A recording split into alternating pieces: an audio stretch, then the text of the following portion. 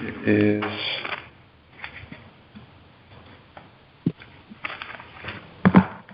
8 minutes after 5 on Wednesday, April 19th, 2023. This is a regular meeting of the Town of Old Lyme Affordable Housing Commission. And present, we have Lori Walker, Lucy, Amy Hosier. On the phone, John Coughlin, myself, Michael Fogliano. Okay, first item, so I'll look for a motion to move item 2, election of officers, to just before agenda item 6, which is old business. Did you say you'll move it? So moved. Okay. Second? Second. Amy, gotcha. No worries. Any discussion? In favor? Aye. Aye. So, with that, we'll move on to public comment. There's no one with us here in the meeting hall. If there is anyone on the line that wishes to make a public comment, free to do so at this point.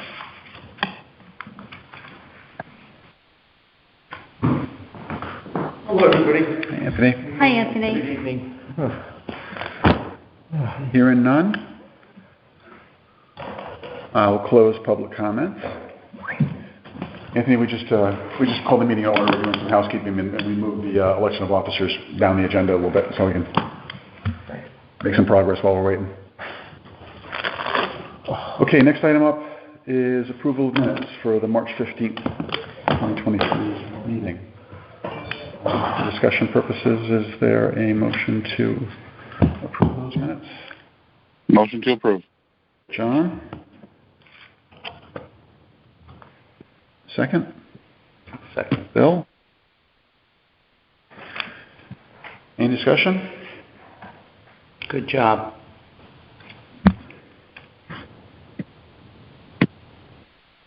Okay. Hearing no more, we can move the question. All in favor of approving the minutes of March 15th, 2023, signify by saying aye. Aye. Aye. Good, it's unanimous.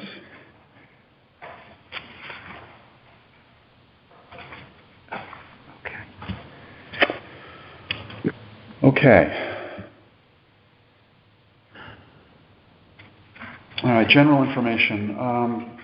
Just point out, technically, were you here at the last meeting? I believe so. Oh, no, you were not. It says that. Oh. That's right, you had to, So thank you. you have to, yeah, You have just to- technically, only because I'm looking here at this thing. Yep, you'll need to abstain. In a parliamentary procedure, if she read the minutes before voting, she can vote. It's only if she did not attend the meeting and did not read the minutes. And I've been through this before in legal form. So if you read the minutes. Okay. Then you're good. You don't have to. Well, I would. Yeah, no, it's a fine point. I've Thank been you. through this in some other legal areas, so. I just Not want- that's for you're still learning every day. It's good.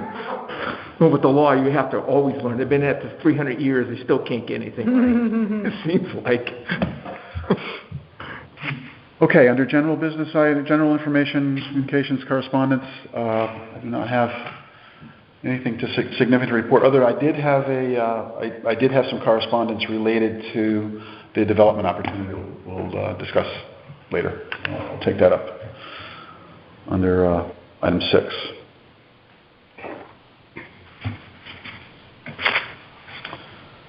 Any other communications, correspondence? Anyone want to report?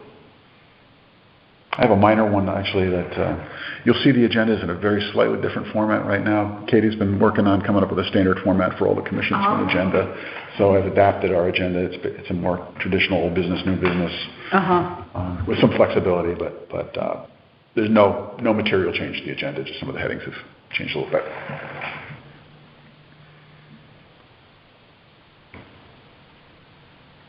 All right, that was going to bring us up to election of officers.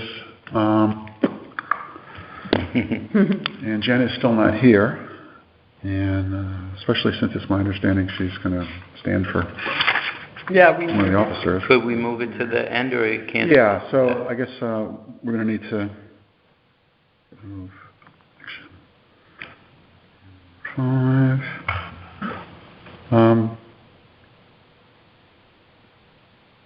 Yeah, we can take a motion to move election of officers to the last item just prior to adjournment. Can I make a motion? No. No. I didn't think so, but I didn't know where we were, whether I was sitting or not. Okay. I move. Amy? Second. John will have the second one. Okay, I see. Elections. So all I do is second motion. All right. We can keep rolling then. Where are we? Old business, projects, McCulloch. Okay, we had a breakthrough a couple of weeks. Met with Tim Griswold for Selectmen and Attorney Mike Carey 10 days ago. And as you recall, we were addressing 3 key areas, which is the specific terms that would need to be met in order to exercise the option, so that it was fully exercised and it stopped the clock. The second had to do with the process for selecting a partner and how to proceed with that with an adequate level of transparency. And the third was how to best utilize the ARPA grant to support the development project. Okay, I'm going to do the first one last. The second question that we asked is about the ARPA grant. So Attorney Carey's recommendation was that, actually, we looked at 2 options. One was to just assign the grant to the partner, lock, stock, and barrel. And they would manage the grant from there on out. And there was a provision in the contract that we're under for the grant that would allow for that. The second option was for us to retain the grant and manage the grant and disperse the funds as they were utilized by the partner. And Attorney Carey's recommendation was that we do the second thing. And that made sense in a bigger picture. So the bigger picture being that there would need to be some oversight over the project from the town anyway to ensure that the town's vision for what was to be created there was being fulfilled, and to provide a channel back for questions and a communication path for whoever our partner was back to the town. So the direction being set there is to form a steering committee that would include someone from Board of Selectmen, someone from Affordable Housing, if they so desire, somebody from Open Space, because they had a stake in this. Someone not necessarily from town government, but who has experience in managing and directing development projects, and someone who can, with financial expertise too, and familiarity with the ARPA process to do the documentation and the reporting back to this is federal money, so there's going to need to be good records kept, and there are specific records that need to be kept just to manage that. So that was a pretty straight answer. That's about as straight answer as I think we could have gotten, and it was a good one. So we do have a path to utilize the $150,000 for this project. And are there limitations to that? To how it's utilized? Within the scope that we put out in the application, I'm about to get to that. Okay. Because we basically said that those funds would be used to offset the costs of planning, site work, and construction, which is Pretty, yeah, okay, that's how I thought, that's why I'm saying. Attorney Carey did notice one thing about our application, which is there was a section on there for the project, what would constitute progress, and there was another which is a completion date, and they were both put in as June 1st, 2023. Oh. So in reading back over what happened when that was created, was that that was looked on as a milestone. And the milestone that was put in there was the formation of the committee and starting site work. So it was not looked on as a finish. It was looked on as a start. So no problem there. his recommendation was that we just send a request to amend that date to the Board of Selectmen, and they can approve it. The good news is that the contract, so when we're actually awarded the grant, the contract that we're under that provides us with the grant has an end date of December 31st, 2026. Oh, good. Which is the, I think that's from the federal statutory end of the What was that date? December Yes, 2026. So that's a little bit of housekeeping. We need to just send a memo, and I'm going to take care of that, send it to the Board of Selectmen. Tim's aware of it. They're going to take it up on May 1st, and won't be an issue. And the steering committee is going to be affordable housing, or a member from there, the Board of Selectmen, and then with third. If open space is interested, Yeah. yes. So that would be an opt-in on their part. Yeah. It would be an opt-in on our part. I think we're going to definitely opt in. Someone to be determined with experience directing these kinds of projects. Okay, got it. Who knows the ins and outs. Project manager. We're even a project director. They have the partner will have a project manager, so this will be more of a director. Project director. And then someone with the financial expertise and the familiarity with the ARPA requirements to do the record keeping and the reporting that is necessary to manage the dispersal of funds.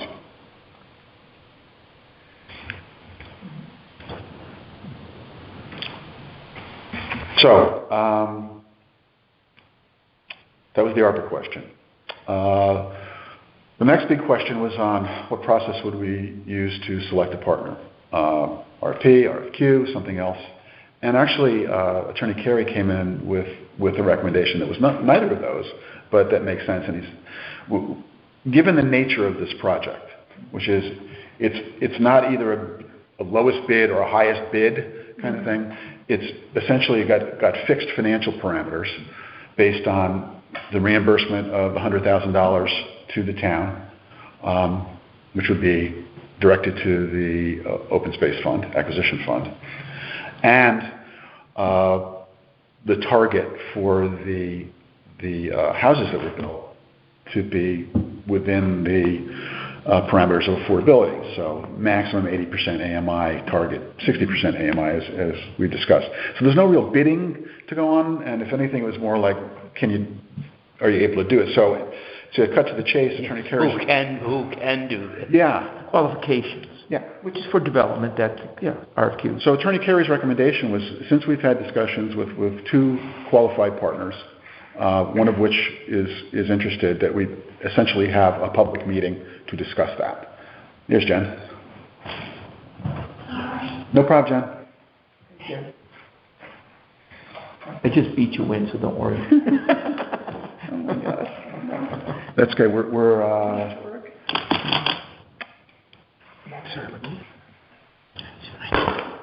We are at item 6.1. We're talking about McCulloch. I'll rewind. If you indulge me, guys, I'll rewind briefly. So, met with Tim and Attorney Carey about 10 days ago. We had three questions out there. So one was, what are the specific things we need to do to exercise the option and cause that to happen? Yep. The second one was, how do we apply the ARPA grant to the project? And the third was, what process do we use to select a partner?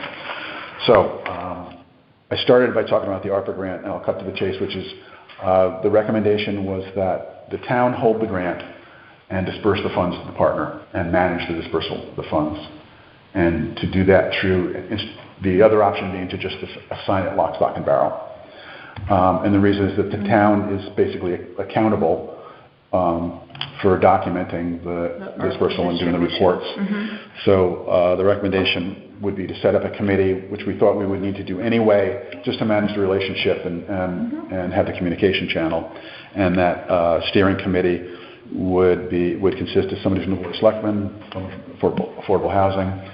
If Open Space wanted to opt in, somebody from Open Space, somebody with experience directing these kinds of projects, like a construction director, and someone with the financial background and the grant administration background to do the record keeping and the reporting to manage the grant. Okay. So, that was a recommendation. Yeah, sorry, you don't have to go over everything. No, that was helpful. I kind of missed part of the steering committee, so I got it. And then, we were just moving into the, selecting the partner.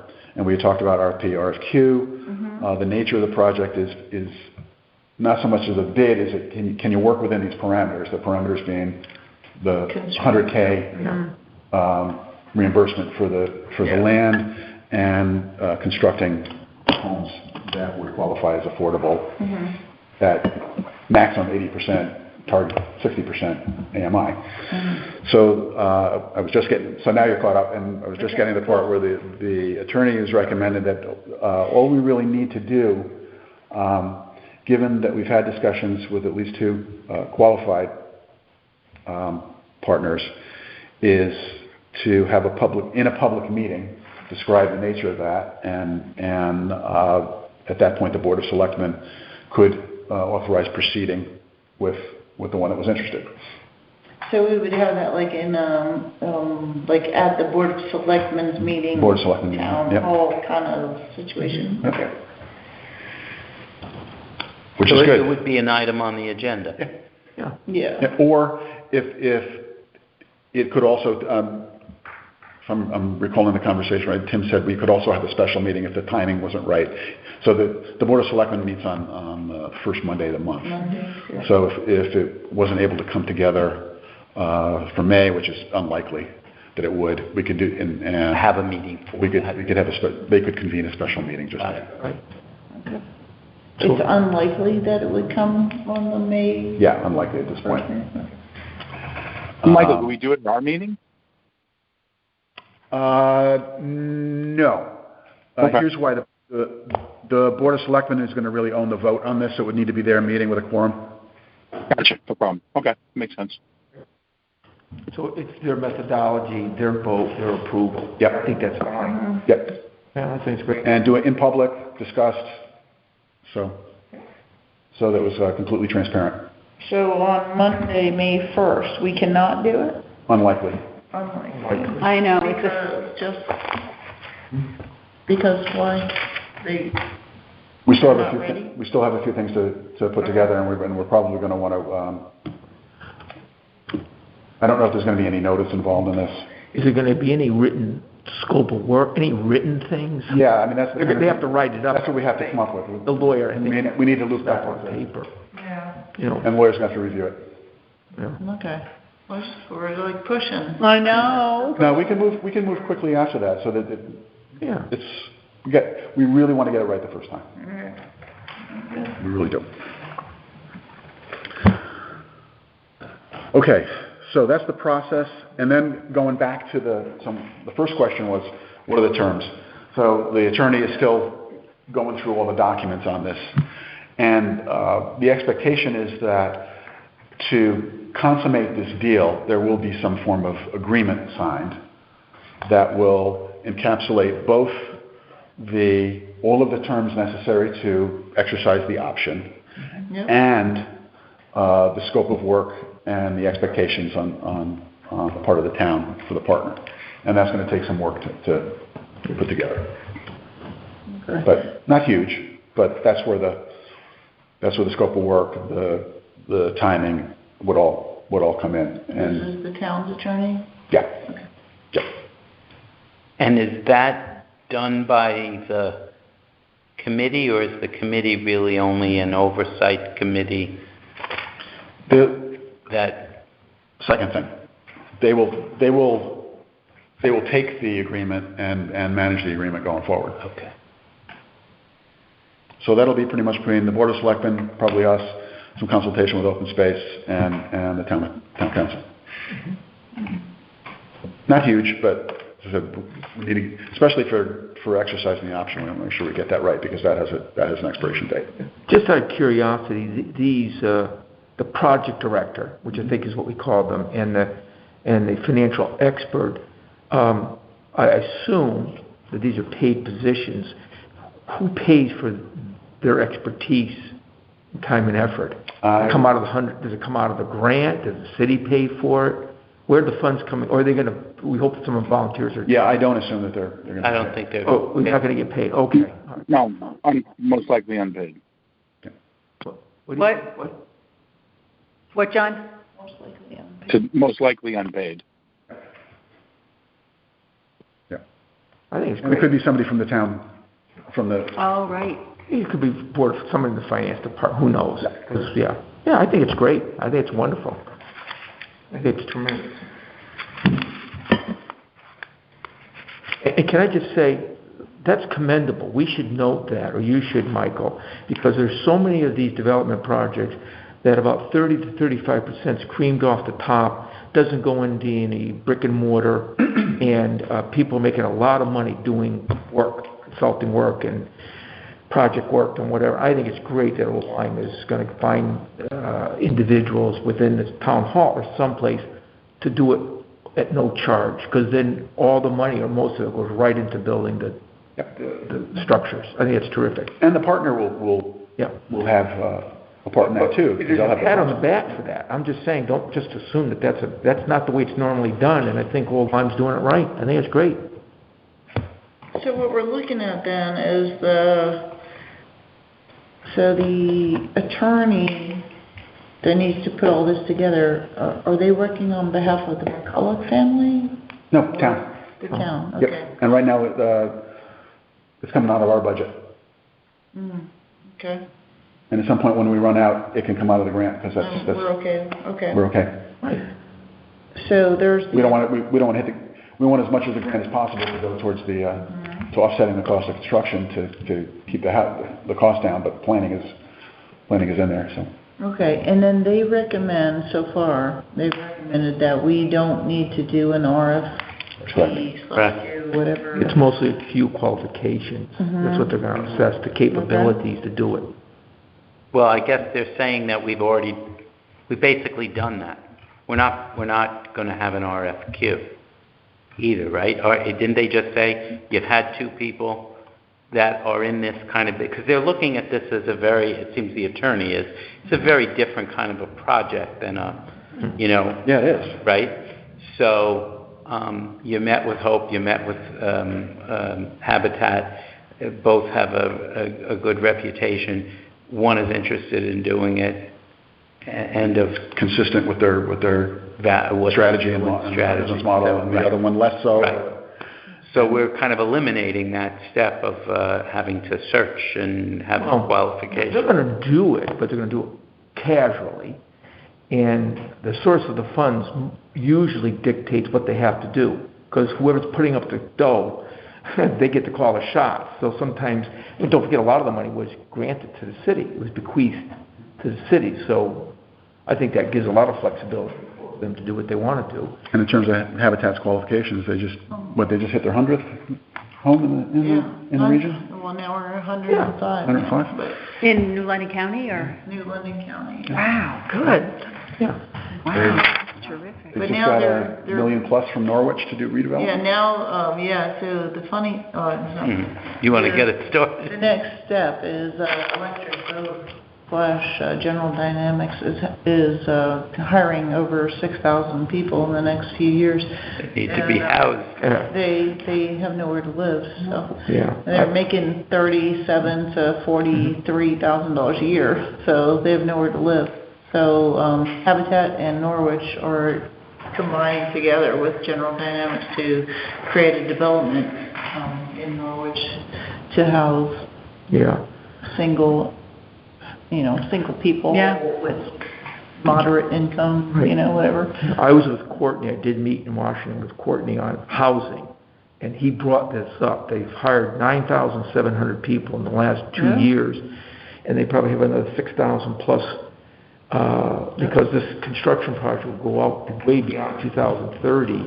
Here's the key. Where the money people, boy, my ears were like this. They got an earmark in the appropriations bill. And 1/2% of the cost of construction of the sub. Now, you guys, 1/2 is not a lot, but it's billions of dollars. It's going to go to housing. Wow.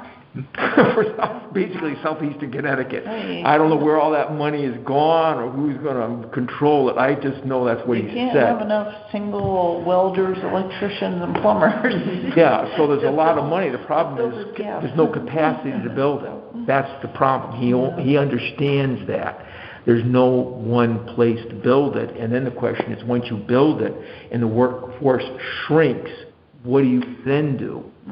And I don't mean to bore you with this, but Bath, Maine, during the Second World War, built over 4,000 units to house workers. And then the housing authority had to just get rid of 4,000 units. I don't know whether they took them down, sold them, or whatever. So it's not just in the upscale, but it's the downside. So there's an example of how they did this in the Second World War in Bath.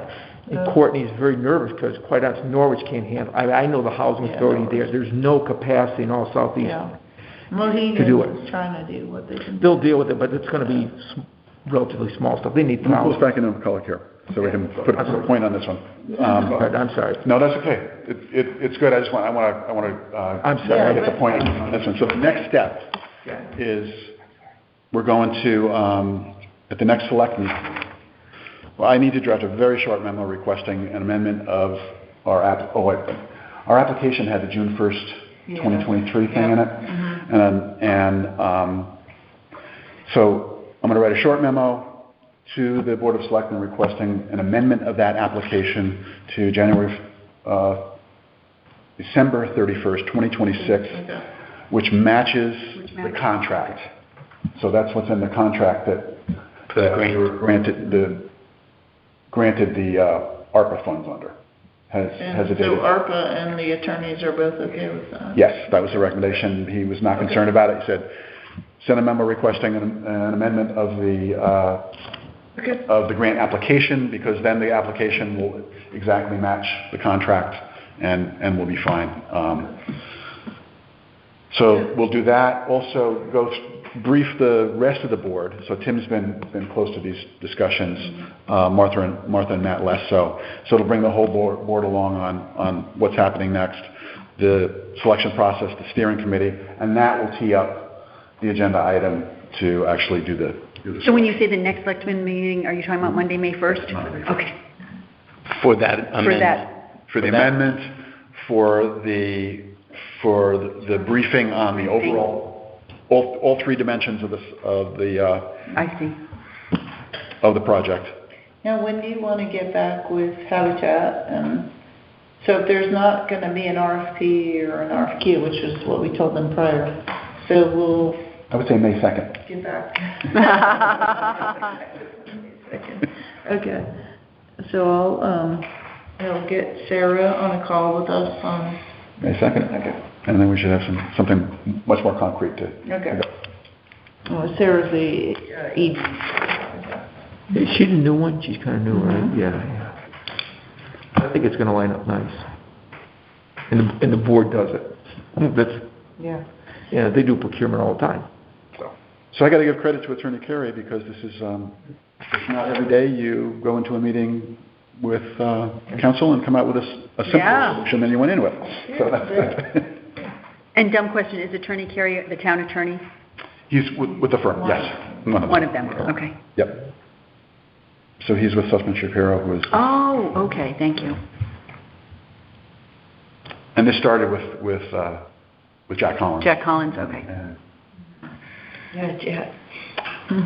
and the other attorney that's in the loop on this, not directly, Mike's on point, but Rich Cody, who did the McCulloch documents, is. Who's Jack Collins? I don't know who Jack Collins. He's who I think of as our town attorney, and he lives here in Old Lyme. Oh, okay, but he's okay. in New London, with a New London firm. New London firm. Okay, thank you. Do you want to check in with Habitat before that, just to make sure they're all still on board, or? I haven't, so I'm not on the board anymore, so I don't. Yeah. I'm not Yeah, I think entirely. that would not be inappropriate. I think just to. Okay. I can do that, or we can do it together. We can. Okay. Yeah. So here's where we're headed. Yeah, I'll set Because something up for us then. It's gone quiet for a while. Yeah, it since has been a couple months, so So- I just wanna make sure Sarah and the board are still, No, we're still out here. And we actually have something to say too, so. Or they might have other projects, you don't know. yeah, I mean, they have a lot going on, Yeah, a because lot of going on, Norwich, right. so Wow. I wanna make sure that they're still involved and engaged with us, Right, so. yeah. And they have the date though, that the end date was important Mhm. for them to know, so. Yeah, I think they were pretty excited about the property. It's just, long driveway, a lot of issues, dealing with the open space committee. Yeah, that's the other thing that's gonna have to go into the agreement is the disposition of the road and the easements and the access and all that other stuff that will get, the details will have to be Yeah. set out, but they're all, And so they're we're all gonna solid. need total fundraising from the entire city of Old Lyme, and Lyme, to get this done. Because once we give them back the 100,000 to the open space, so we have 50,000 left from the ARPA grant, assuming that that's gonna go forward. That's not even enough to really do the 2 driveways, basically. So we'll do that, and then, what I'm thinking is that for the land clearing, getting the plant, and the piping done and everything, we're still gonna, need a significant fundraiser on the behalf of the town to help contribute to, what they're doing. And I think that's why the public meeting's important, because the community's gotta be in on this. Yeah, And in all it's fairness a to lot. Habitat, they have to understand whether there's a commitment or not, because I think you made that point a couple meetings ago. Yeah, Otherwise, it's just gonna sit there, Habitat will own it, and it'll sit there Right. until they So- get the money, 'cause, yeah, generally, construction does not start until you have 2 years in bank, so. right. So you gotta have the money in the bank until you get that. And that's why I think the until board- construction starts, Right, so. and that's why it's important the board does it, not us, because they're Yeah. gonna take that responsibility, and they represent the community. They're, elected officials, as elected officials, so. Yeah, it's gonna be a big. It's gonna be very interesting to see if people sign up for it, or who's gonna volunteer, who's gonna write a check. No, it'd be good. John, you good? I'm aware you're out there on the end of the I wire. am good. I think Okay. I'm good. Okay. But one caveat about when we do the contract with it, we should have a time frame for the house to be built. You know what I'm saying? So Yeah. that this project, we can actually get a tangible product, what our committee's been working for the last couple of years, and not have it sit, So if there's whoever the partner is, we want to make sure there's a tangible, certificate of occupancy time, so that this could be given to people and move on. I'm not sure how that could be written into the legalese, Really easily. We're going Many to more tweak this land to more you. complicated stuff has been captured, so. Yeah, it does. That's the simplest thing in the history of the world. Yeah, and you would consider milestones, the track that it's going in that direction, to be included too, John? Correct. Yeah. Yeah.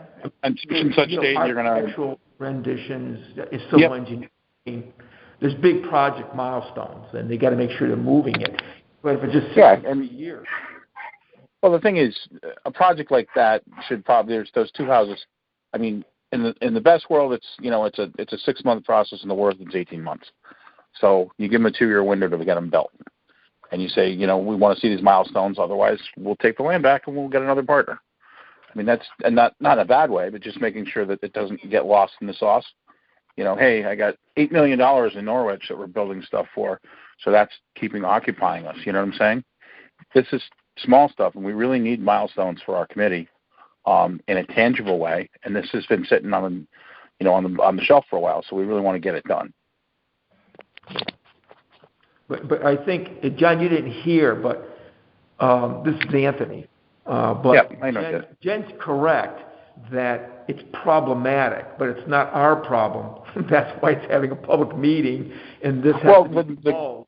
Well, the good thing about this, I've spoken to the guys, or Karen, and when she was with the committee, and we've spoken to some people at a couple of banks, and they're very, very all about loaning money for people in that, that economic strata. So this could be an easily financed thing, So So, this is a very easy project. What bank was that, John? Essex Savings Bank, and oh gosh, again, the guy's name just escapes me right now, but I know him very well. Greg. We're not gonna solve this here, but. No, Greg at Essex Savings Bank. Jen, if you need to know, just give me a call. I'll give you all this information. It's not the first project that is gonna have time and money be at the center of its deliberation. Yeah. Well, I'm just a little concerned, though. This is not, two things. So one is, we deliver the property to, let's say it's Habitat. So we deliver the property to Habitat. It's theirs. They do whatever they want with it. And forever, whatever. Oh, no. No, we deliver it to Habitat, but there's an end, they get the property, but there's an end result, and there's an end result within a time frame. Right, so that's what I mean. So then there's this constraint Right. around the timeline. There are terms. Correct. You're not aware of that at this moment in time. So if you want to go back to the board of directors for Habitat and say there's this constraint. Well, I think they have to whatever come, timeline. I think they have to go before the Board of Selectmen. It's going to be a public meeting. Yeah, that would be a Tim. We'll get You to. have to go to the board of directors of Habitat, so. Well, they got to show up and testify publicly. So again, we're not gonna solve this here because our next milestone is to get to the board Yeah. and get approval to go to the next step, which will be to select and engage a partner. Right. And before a contract is signed, there'll be another round of discussions about all I this. hear you though, Jen. So, It's a conundrum. this is doable. This is doable. Very much And so. we have the path is open, which is good. This is good. Michael, All you've right. done a great job. So, well, I'll feel better when there's a couple of households tucked into a place that they couldn't otherwise afford. So, I'll feel good about it. But thank you. So it's just a clarification for myself and maybe Jen and John. What's the purpose of the Board of Select Persons public meeting? What are they going to do, just chit-chat? Are they going to have a scope of work? Are they going to interview people? They're going to take testimony from the community? Are they going to look at the capacity of... Transparency.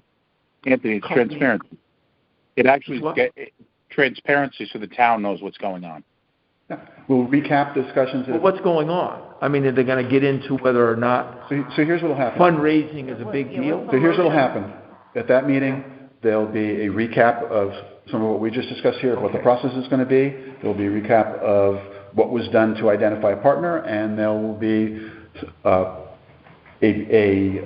expect the question asked, shall we proceed with this partner? And if that answer is yes at that meeting, I'm not going to say it's a foregone conclusion, but if it comes out of that that's yes, then the next step will be to begin the process of putting the terms for the contract together. Implement the board's policy.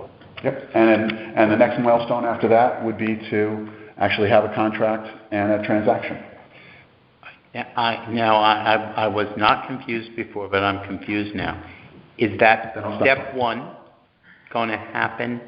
No, you're not confusing me. I was confused. Is step one going to happen at that board? Not on May 1st. Not May 1st.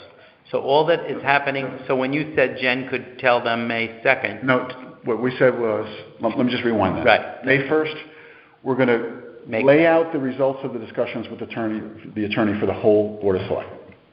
Okay? So basically stake out the path forward that we just described.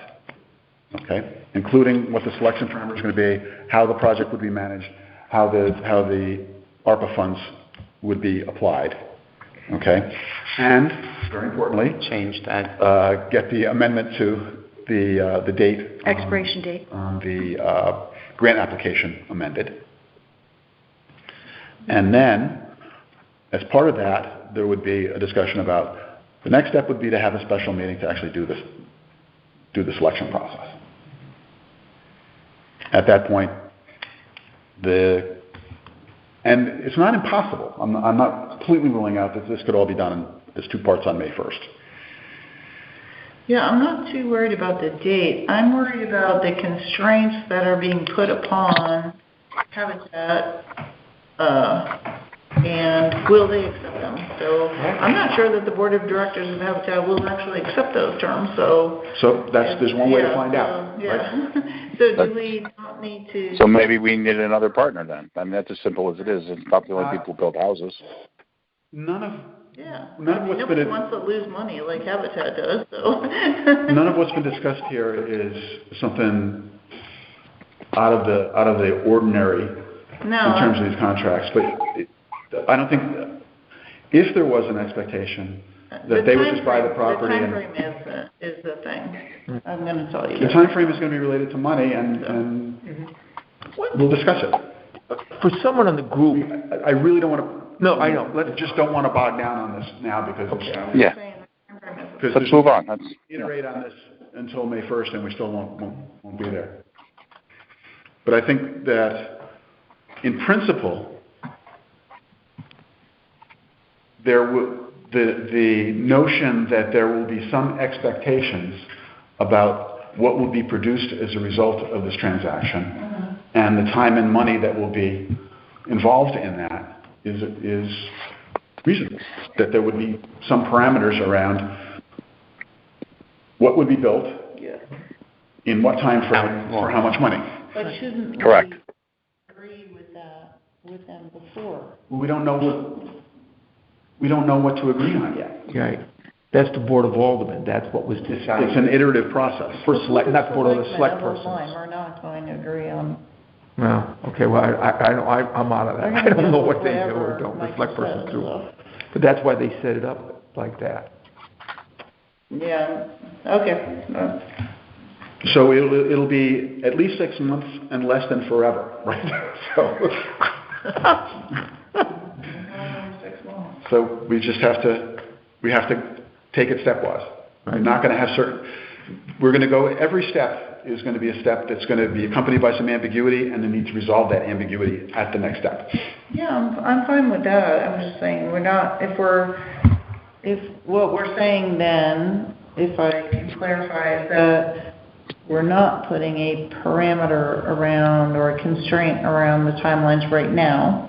We will do that after the selectmen just gets to the next step, which is to just approve that we're actually going out to this vendor or this group to do that. Yeah. But to John's point, I think it's reasonable to expect that there will be an expectation about a maximum timeline. Yeah, we have to Absolutely. then put in some contractual terms or whatever. Right. And I think correct. to just whether or not they pull a number out of the air now would not be useful. You want to have that as part of a discussion. I'm not even trying to pull it out of the air. I'm just saying that you're not going to pull that out of the air because they haven't even met to agree to any of this. So. Yeah, John, this is Anthony. The big Sure. unknown is the fundraising. Well, actually, that's their model, and that's the question is, is there an alternative way to do it? Because there is bank money, there is money from a number of sources that help people that are in that economic group. So they could move it along, possibly do it in a little different way than Habitat does. I don't know, but the point is, you don't want this thing to sit here for 5 or 6 or 7 years. It really needs to be, from when you pull the trigger till it ends, it's got to be somewhere in the 2-year lane, because we also have the AREP funds that we've got, 150,000. We've got that to make sure it gets done by 26. There's a number of things. So they're walking in already with $150,000 to start, and the people that buy these things will be paying some sort of mortgage on it. I think it'll all come together. And I think there's an alignment of purpose here because based on the conversations, even the exploratory conversations we had, I had the distinct impression that they wanted to have a time slot and at least be in a position to have a plan to implement this and not just and not just have it lie fallow. So at this point of the conversation, I see good alignment in expectations. We just need to work out the numbers. And to be clear, John, we're paying them back $100,000 back to the open space, so Won't be So that much Vector money would only left. be getting $50,000, so they're not. Well, actually, no. The way I'm not sure how that money can be used. Did we figure that out? Because the open space needs to be paid first, and then the 150 comes for planning, development, road, site work, and foundation. No. At the end of the day, the project is going to have a cost, and we're going to have multiple sources of funds. And again, this is another one. I'm just going to have to reel this in. We are not going to solve this here. No, that's fine. Yeah, that's goes back. moving on. $100 of the 150,000 goes to the open space committee. 100,000 of the total funds that are going towards this project are going to be for the land. Correct. So there's only 50,000 left that goes to Habitat. Okay. Or whatever the vendor is. All right. So again, next stop is May 1st with the selectmen, where we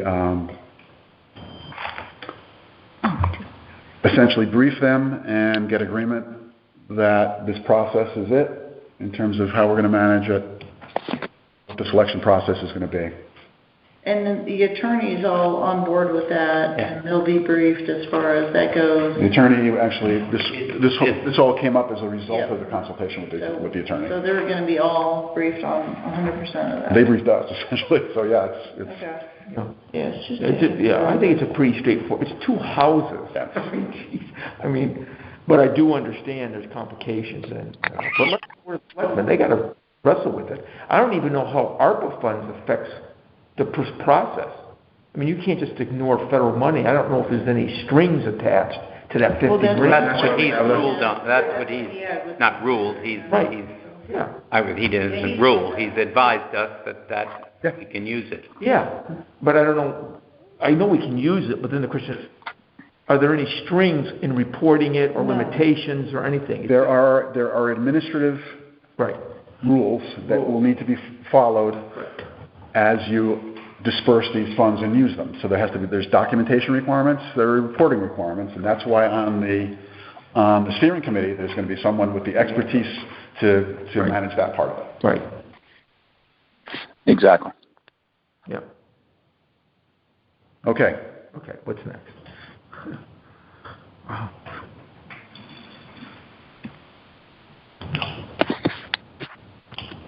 So at this point, Yes, now okay. that's how I understood it in the beginning, then I got Okay, so we got full confused. circle? All right, good. All right, standing work streams. Community engagement. So we've got the deadline for May 5th for the next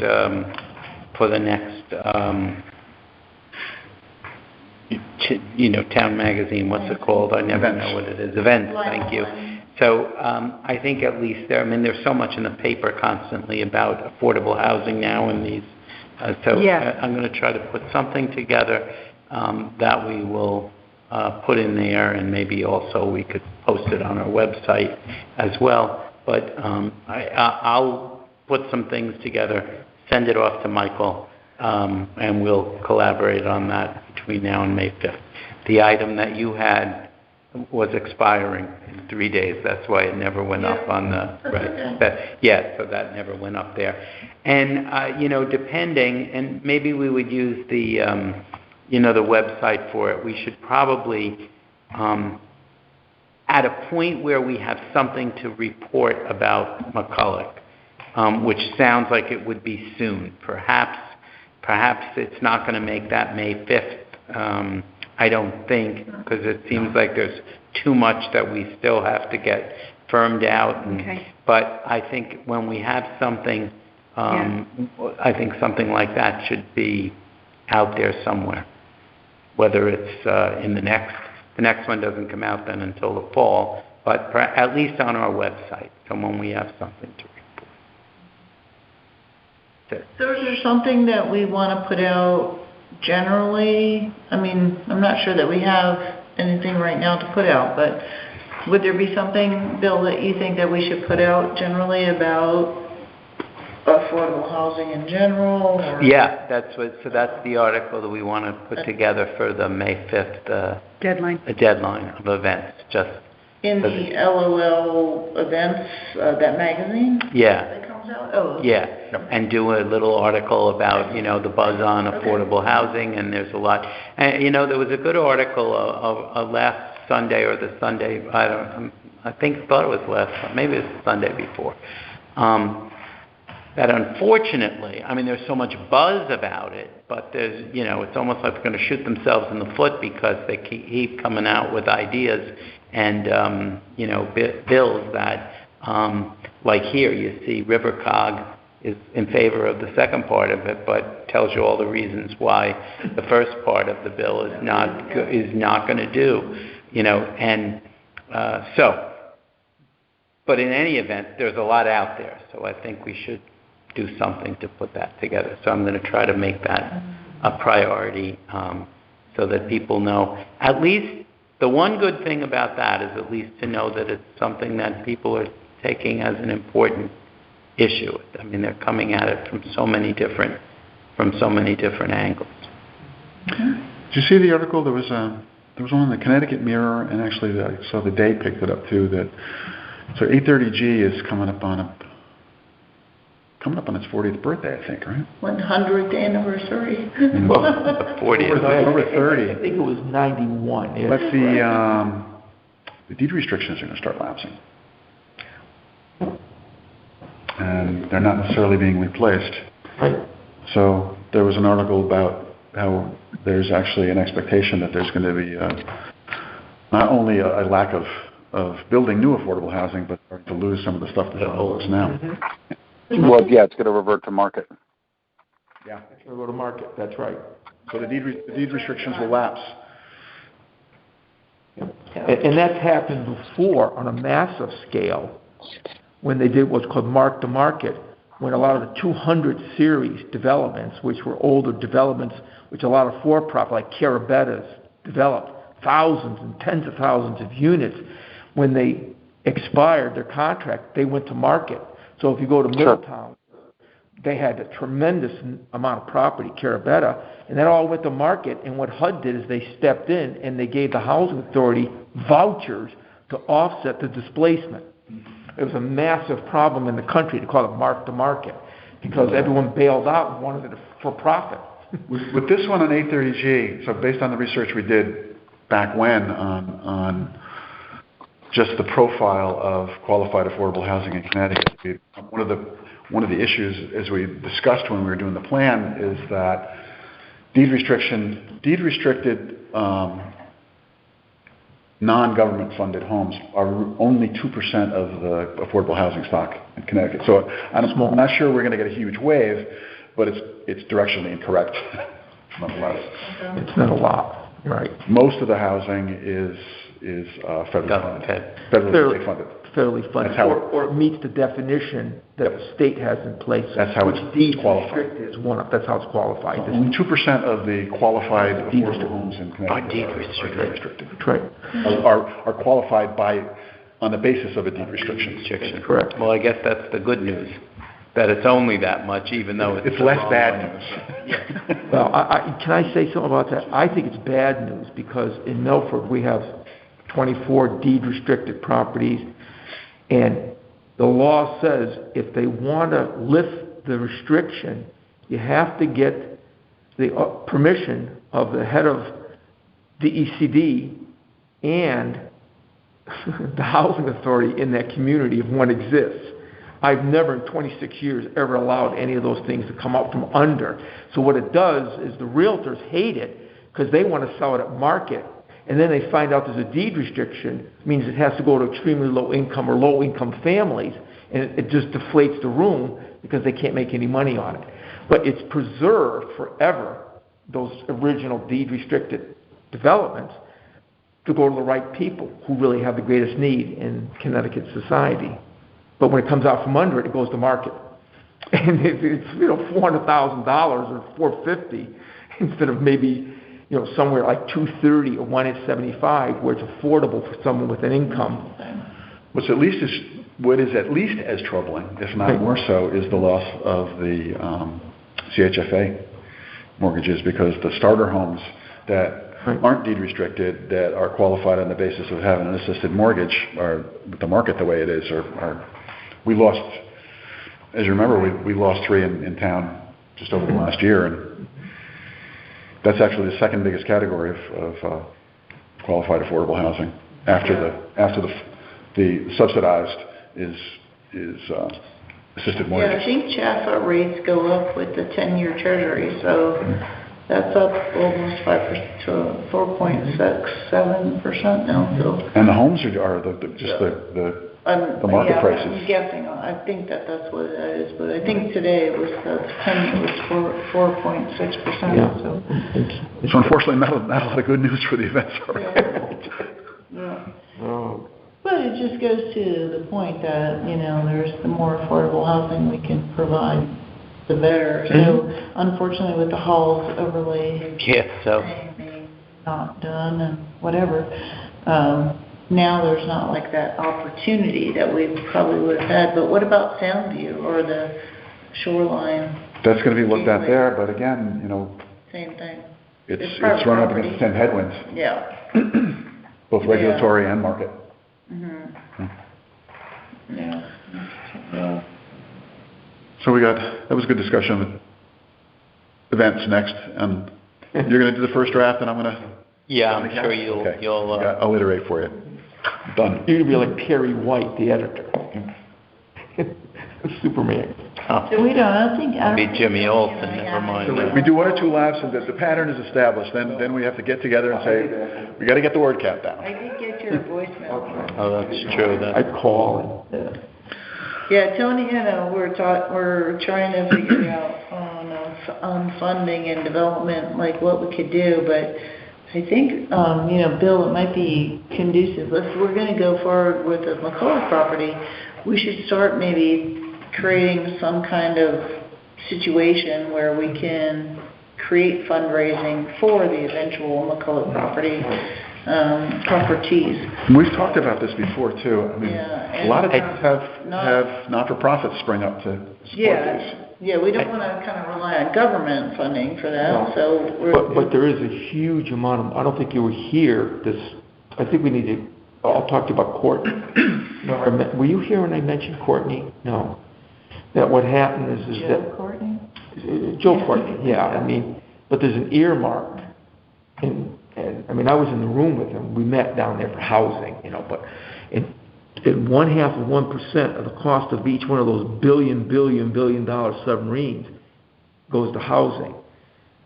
Where the money's going, he knows, and we have to find out, because we might be able to finance the whole thing, or a good part of these 2 units, because they're looking any place they can go. And some of it could be sold as pilot programs. We will increase our percentage of affordable housing and you give Correct. But see, the way you do it, it's a pilot program. You can show the community there's nothing to be afraid of for affordable housing. We're jumping the agenda. I know, okay. It's okay. I'll say again, sorry. I got it. But the finance committee. Under 623. Why don't we just count it? We're So what Tony and I are thinking is like maybe we could do something with local, government funding, but also capitalize on the old Lyme, or I guess old Lyme in our situation, old Lyme, funding, because there seems to be a lot of initiative around this, particularly we can't dwell on the McCullough properties, I don't think, because that's just 2 houses. That's going to be 2 families. Although it's almost a pilot project for us. We're going to explore all the dimensions of doing these projects with these 2 houses. It's only 2. We'll learn a lot. But we have to keep that kind of the community needs to learn. Only 2. If I one thing I can say, you're going to learn. And more people are going to understand, not just yourself and Habitat. Michael's, where were you 3 years ago or 2 years ago? You now look at your vocabulary and your understanding. Let's just say, for instance, you go just 1 street over, 156 in East Lyme, by the new police station, there's 60 units of affordable housing right there, so. But you know what's running in the street in front of them? So, A it's great. sewer. Huh? A sewer. Sewer's running in the street in front of them. So, But I'm just, we can overcome We can. obstacles. we can, but But what I'm saying is, they've overcome obstacles, Bride Brook has overcome obstacles, you know, that whole, HEPA has overcome obstacles, everybody has obstacles, so we could probably overcome obstacles. Is We can figure it the out. HEPA's on a septic system? I don't know, but Probably not. but they have a Sewer waiting runs right list by of 2 there. years. Runs right there. Yeah, so between HEPA, the senior living across the street, the new things by the police department, Nissan, you know, whatever. Maybe they have an easier route. And how is it that that line is just drawn right there on that hill, that Old Lyme now does not have septic and East Lyme does? Or So sewers. I find that confounding to me. I found something interesting today. I don't. I know why. Just that East Lyme, their Affordable Housing Commission, they don't have a separate commission from their zoning commission. And the zoning commission takes up all the affordable housing. Wow. So do they have a separate planning in? I don't know that, but I just know Town that planner. the zoning, and I thought, well, I guess that could be good or that could be bad, but evidently, they've got they've been able to zone for a lot of affordable housing. I just thought it was interesting because I said sometimes we're butting heads with that. Anyway. All right, speaking of zoning, let's move on to policy and regulatory then. So we have one specific item on there, which is HB 6890. Yes. You saw the bill, you saw the lengthy response from Rivercog and the more terse and focused response from COST, basically saying that the Council of Small Towns position was it's a takeaway. And it reduces access to funds that we have access, small towns that have access to now. But those are two, especially Rivercog, our partners out there are not in favor of this. We had at our last meeting voted on 6633 to oppose that, in large part due to the opposition by Rivercog and COST. So, have not yet met. Tim is still trying to put together a meeting with affordable housing, planning, zoning, and himself, just to come up with a aligned response from the town to our elected officials on this. So that has not yet happened, and we did agree on what to do with 6633. We suppose that, and so this agenda item is about discussing and coming to some position for or against 6890. Or no recommendation. Or no recommendation, right. Three things, theoretically. So, for the purposes of discussion, I will make a motion that the commission take a position of opposition to 6890 and authorize the chairman to communicate that position to the Board of Selectmen and Planning and Zoning and our elected officials as appropriate. Rivercog? They're also It wouldn't be communicated to them because they're not voting on it, but Okay. we would make them aware. Gotcha. Okay. I'll second that motion. Okay? Okay. Discussion. Any discussion? So is there any shot at, I know it, I mean,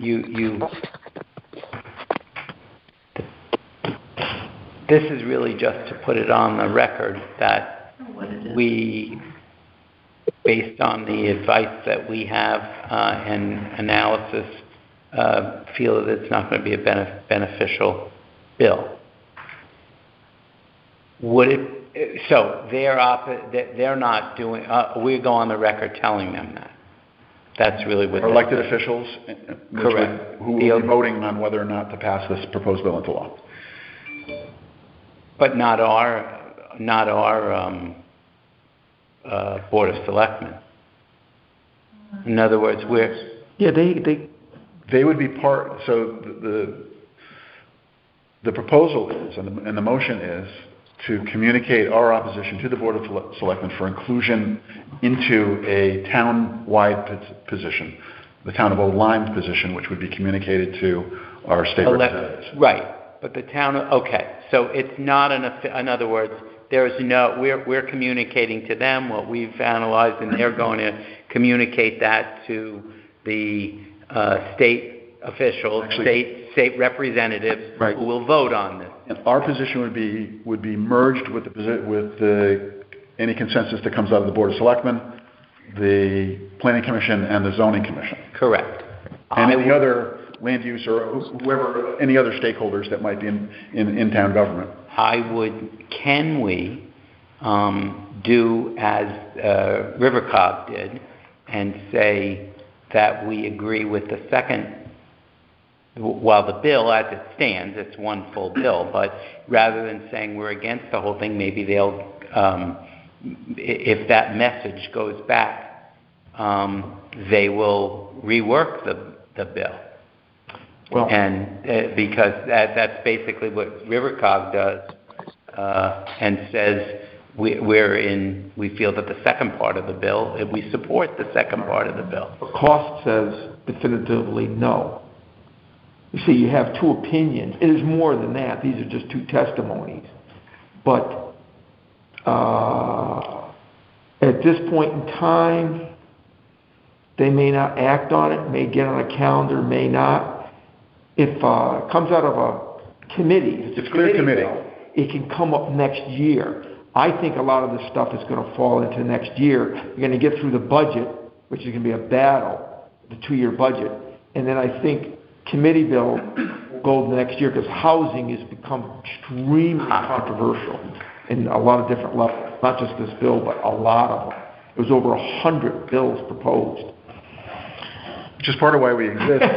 It's been a couple of years like this, and when Anthony, just by way of history, one of the reasons the exploratory committee was formed back when was because this was heating up. We had the project here that would have benefited from more expertise, and that's why one of the recommendations from the exploratory committee was to set up a standing commission, was because this is an annual event. It's a hot topic. I can say something about transit-oriented development because I'm very familiar with it because Milford is right on 95, and we have a station. And Metro North. Right, and I will tell you that the state's position, because I tried to get the Regional Planning Authority to talk to us, and essentially what they said, and you can see it in the towns that were listed in our materials, follow a north-south. They go from New Haven to Springfield. That is the development corridor that the state prioritized. That's where the buses go from New Britain to Hartford. And they want that train to go up through Springfield and ultimately up into Vermont. So Vermont's done improvements in their line from Rutland north, or actually from Burlington north. So nothing is really going on in 95. And as was pointed out in the testimony, a lot of this has no relevance whatsoever to great number of communities. It's only people that are on a 95 or particular rail line. There's really only two of them. Although one goes up to Waterbury and then goes up. And that point was made. So, quite honestly, transit-oriented development is not going to mean a lot here to us in Old Lyme, and in my opinion, and probably won't for a lot of people along this rail line, because most of the effort's still going north-south. And it's not just rail. You have to build a whole ecosystem around it in order to support transit-oriented development. Because who takes that? You know?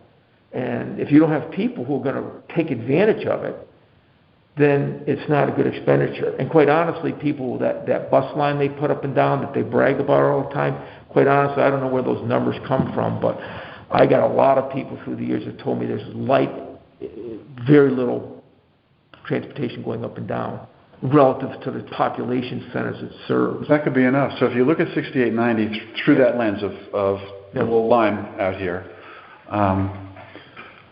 we could be, based on my reading of the RiverCog analysis and reading of the bill, could be an adjacent community.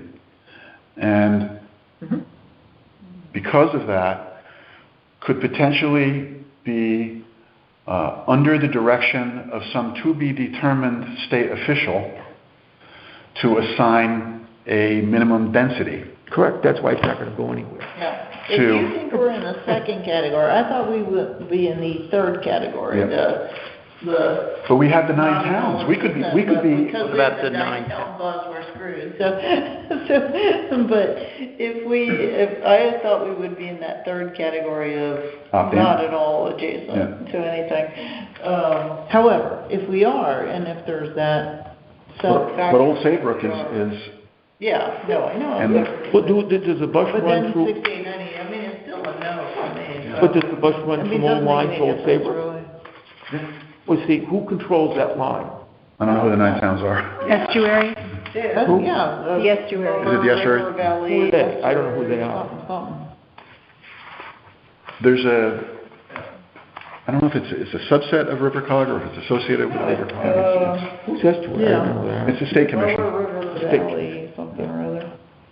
See, because then they could tie in, you run a bus through here and they go, But drop it you is- off I at the mean- train station. In support of this bill, 6890, we're not gonna support it anyway, so, Right. or I'm not in favor of supporting it anyways.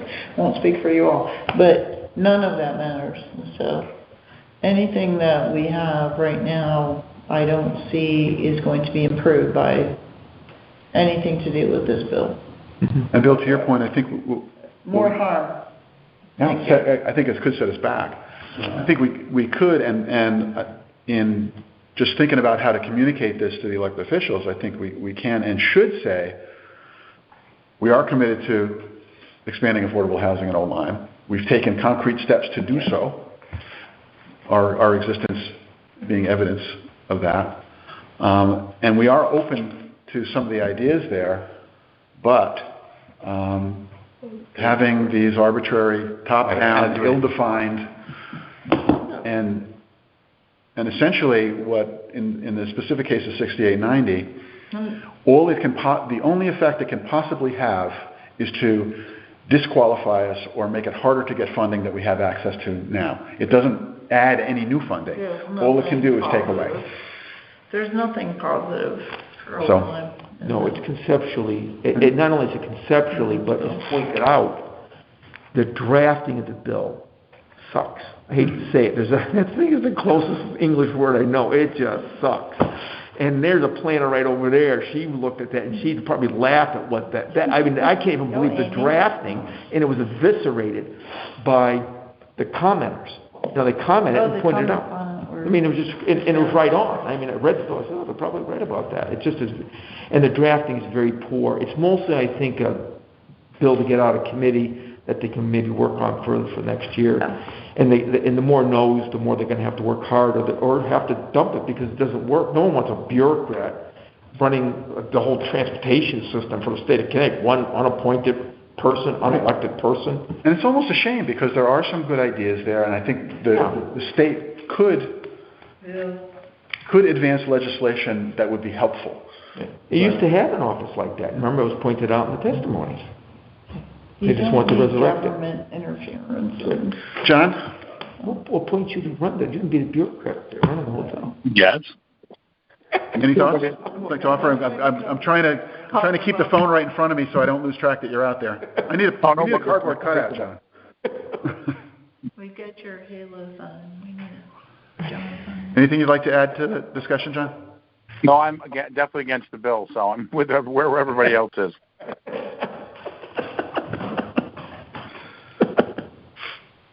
All right. Lorraine, anything to add? No. Amy? All right, shall we move the question? Yep, so we already had 2 motions, so we'll need to make a vote. Yeah, so the motion was, just to recap, was to take a position of opposition to 6890 and authorize the chair to communicate that position to the Board of Selectmen and whatever other town officials they gather and pass that along to our elected officials. Or elected officials, not town officials, but elected officials. Yeah, because it'd be state, like reps and And I senators. would second it, and any further discussion? In that case, We'll make a motion to vote. yeah. We'll take, all in favor? Aye. Aye. Aye. Any opposed? Abstentions? Unanimous. Okay. Good. So won't get into a lot of details, but basically we were talking cost analyses and just said that Mhm. we agree. Okay. The only other thing I wanted to bring under policy and regulatory was just a quick recap of the Halls Road Overlay District, what happened there. So that was because we do have, one of our objectives for this year is to tackle accessory units, accessory apartments. So without getting into all of the details, I'm just going to suggest that, and maybe this is, you and I will take point on this, is just to dissect what went on there Okay. and figure out what lessons we need to learn, because a big part of our plan is to modify zoning regulations. And I know that the Halls Road Committee spent a huge amount of time and effort and money on that, and it was a negative outcome, and based on just my, not an in-depth look at what the process was, I'm not convinced that the process was up to the level that Enough. that was required to take on a question of that nature. So. Yeah. So go ahead, Amy. So sorry. No. No, I was just going to say, so I think that it could be something that we look at for the next coming months or something, to work with the planning, zoning, whoever, all these committees in Old Line, but planning and zoning for sure, to, kind of brief them as to what we're thinking and share our ideas and why they're, whatever their positions are, I'm not sure. But I know that from the zoning standpoint, from the HRIC thing that Edie and everybody has been leading for, it's been 8 years now, that Edie has been leading that, and to get a negative outcome by 1 vote, I believe it was, at the zoning commission, that there has to be some kind of middle ground that they could reach, because in my experience, 1 vote means you're almost there, but you're not quite there. But it could be something, if it's 80-20 or 70-30, maybe you have a lot of work to do. But 1 vote, 90-10, And it was a 4-1, so it was just short of a supermajority. So the background on that is, when we're a charter town, and when planning and zoning are separate, I'm going to get this as close to right as I can, but I reserve the right to not get it exactly right. When planning and zoning are separate, and there are proposed zoning changes, the proposal has to be referred to planning. They don't have a direct vote on it, but they communicate back to zoning with either a positive or a negative referral. If they come back with a positive referral, zoning can pass the regulation with a simple majority. If they come back with a negative referral, zoning has to go to a supermajority. Yeah. You're right. Now, in this case, planning came back with a negative referral based on some concerns they had and the desire to make sure that those concerns were fully considered by zoning in the discussion that zoning is actually leading. Right. So there's layers of communication here that have to happen, and it's between planning and zoning as well as between the petitioners and planning and zoning. So it's at least a triangular relationship.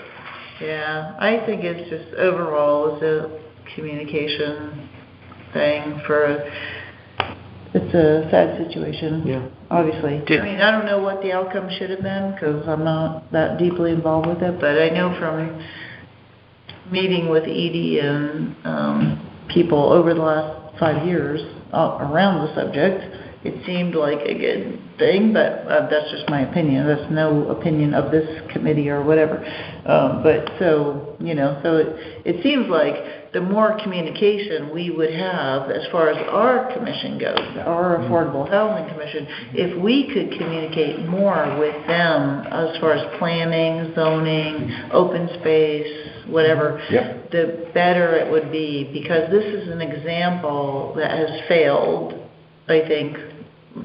Again, me personally, noting not just me, I think that failed, that we could have established better communications and better respect for whatever people's objectives were for those things. So It may have been the right decision, but I'm not convinced it was a great process. Yeah, I'm not. Yeah, no. But it wasn't communication. Horrible. I mean, really, whatever takes 8 years is like. But that's not communication with the town, communication with the, It's just within the. within the boards and committees. You're talking about 25 Right. people tops Right. that are. Because, I mean, you certainly couldn't fault them for the publicity and the, and the, of the project and in its, Within the regulatory process.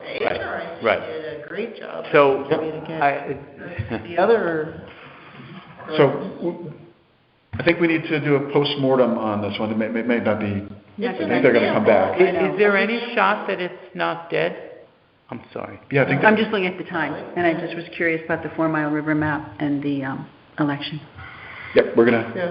Well, I think Oh, just 6:30, to yeah, wrap wow. that up, I think like if the more we could communicate with these other boards and commissions to kind of share our objectives, maybe the better that would preface everything. we do have that we're one thing trying in to our do. corner with affordable housing, and that is that That's all. increased affordable housing is in the plan of conservation and development. Yeah, it but is- they don't read that. I know, but it's there. I said if it wasn't there, it would be Right. worse. This is Yeah. better than it not being there or than it being closed. How recent is the We've plan done our developed? work, but we need Plan to. of The OCD was actually- just issued last year? Oh, so it's got a 5-year life. Okay, so Yeah, it's new. we actually need to It's communicate. an that. early in a 10-year cycle right now. Yeah. I'd like to go out to them and just, It was during the, this is what we're trying to do. And I don't want to belabor, I know you want to move think along, that's but my frustration, I think, and I'm sure it's a lot of our frustration, so even clearly this bill there's so many things wrong with it. But what seems to be happening, because they can't get their act together, they know they have to do something in Hartford and can't get their act together to put, something reasonable. But what's happening is time just keeps going along and we're not able to do anything. Even this one where we have those 2 parcels of property, we see how long, it takes to get this done. Do we have a sense, and I don't because I have no connection with people on these commissions and boards, is there an openness to affordable housing? Forget about that it's in the plan, that it's in that conservation plan. Do you think there's a general openness to the concept? Or will, is there going to, on those boards? So now I'm talking about my own frustration is like, so what what are we doing? There's definitely an openness to affordable housing, but sometimes there needs to be an explanation, which we've done a good job as our committee, and we have to continue to put the message out. Affordable is the people that you live with every day or work, it's your type thing. In my opinion, there are huge development companies running around spending $60-80 million in Connecticut right now. They're out of Texas, they're out of New York. Believe me, they're all through New England. No one's coming in Old Lyme saying, I want to put $60 million into that development with or without housing, with or without some mix of, some affordable housing or at market. At market would probably go off the Richter scale. And I've seen it in Milford. It works. You have $2,800, $3,500 a month apartments near a rail line. There's some really good Waterford in East Lyme. In Waterford. But again, you can plan all you want, but I mean, I'm new to the community, but when people talk to me, they couldn't visualize how this is all going to happen. It was like, oh, the magic lamp and $70 million, someone's going to show up and build that. And I don't think that was credible. They never could explain who was going to do it, how it was going to happen, where's the investment money coming from. And it was just all theoretical, let's do this and do that and whatever. Maybe it was too grandiose. Maybe they need to do a facade program to improve what's there, do a streetscape program, slowly make the area dressed up and make it more appealing for a developer to come in and take advantage of whatever the plan of development calls for, and then whatever zoning, and then it's done and see what happens. See if the money shows up and does it. Yeah, but I think to John's point, Yep. that people are in favor, society-wise, of affordable housing, of the concept. But yet, we don't have the infrastructure, and nor do we want to create the infrastructure that looks like East Lyme or Waterford or whatever. We don't want townhouses here. We don't want those things. We don't Here's the want take, all I think. that. Look, Right. Bill, it's a good question, but it's a really broad question. I think our approach can be to almost be independent of, are you in favor of affordable housing, the concept. We reduce it to concrete initiatives that are doable and funded and well communicated and tangible, and we bring that before the community and the regulatory authorities, and we get them done on the basis of having the plan that we have. So we just have to, reduction to practice is what we need to do. Yeah. So the simplest thing, the very Make it not simplest matter. thing is if we take accessory dwelling units, right? As number one in our plan. Do you think we have, I'm just asking this question, do we have much of a chance of changing much on that? I don't know. Or do you, if you think yes, I think we do have a chance, but as we learn these lessons, I think we're learning more as we see what happened with HROD. I think we're learning more about what we're going to need to do to optimize that chance. And if we can share our objectives with the zoning and planning commissions, then we can say, this is why people are crying out for ADUs. And I see it on Facebook all the time. On Facebook, the people's page, people want ADUs to be normalized in Old Lyme, and they're not. And that's up to zoning and planning. So if there's something that we can share with our objectives with them, that we can create sort of this commonality with them, ADUs is like the easiest step forward. Baby step number one is ADUs are normalized in Old Lyme. I think there's an issue there a little bit. Oh, I'm sorry. No, go ahead. It's the reality. What do ADUs look like? I mean, I think, I'm not saying what do they look like. Yeah. People just don't know. Yeah, you know, and I know. But like, what do people think they are like? And what do the people on the commissions, the other commissions, think they are saying? They think it's like a barn outside their yard that has some fireproofing or something. So, but it could be anything. It could be a room over a garage. Yeah, that might be one of the easier ones. Or in Old Saybrook, it's very easy because they've got a downtown with, second and third floors that they're able to. That would be called. If you built an ADU, you appeal to individuals who want to buy a main home, and we have large lots, generally speaking. And they see the ADU as a way of generating revenue to help pay for the overall investment in the private home that they have. Now, I have friends that came out of Glastonbury since we moved down here, and they have an ADU on their property, and it generates a good revenue stream, and it helps offset the cost of the house that they bought.